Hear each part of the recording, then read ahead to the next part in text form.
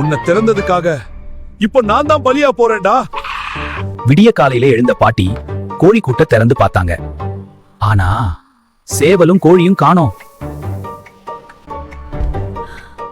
பாட்டி, என்ன ஆச்சு? குலதெய்வத்துக்கு நேர்ந்த சேவல் காணோம்பா. பூஜைக்கு நேரமாச்சு, நான் என்ன பண்ண? அச்சச்சோ, காலையிலே நான் பார்த்ததே. விடிஞ்சிடுச்சே, திறக்கணும். ரொம்ப நன்றி மாப்ள. கோழி பேசுதா? டே ஹல்க், மாலை முன்னாடி சேவல் வரணும், இல்லனா உன்னையே பலி கொடுத்துடுவேன்.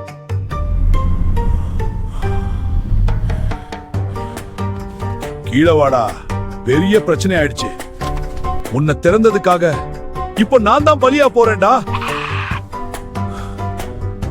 அந்த கிழவிக்கு நான் எத்தனை கோழி உற்பத்தி பண்ணி கொடுத்தேன், இப்போ என்னையே அழிக்க பாக்குது. இது நியாயமா சொல்லு ஹல்க்? நீ சொல்றதும் நியாயம்தான். இப்போ நான் என்ன பண்றது? ஒரு ஐடியா இருக்கு. என்ன ஐடியா? சீக்கிரம் சொல்லு. அல்லே, நீ நெத்தியில விபூதி எடுத்து பட்ட போடு. நான் உன் தோல்ல உட்காந்துக்கிறேன். உன்ன மேல் முருகன் அருள் வந்த மாதிரி நடிக்கணும். இப்ப பாட்டி கிட்ட போ.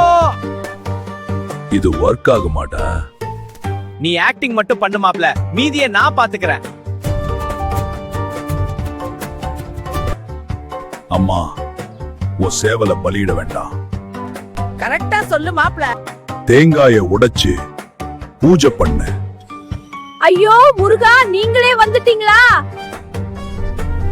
பிரெயின் யூஸ் பண்ணணும் மாப்ள. உன்னாலதான் இன்று நான் காப்பாத்தப்பட்டேன்டா. நெக்ஸ்ட் டைம் கதவு திறக்கிறதுக்கு முன்னாடி யோசிச்சு பண்ணு.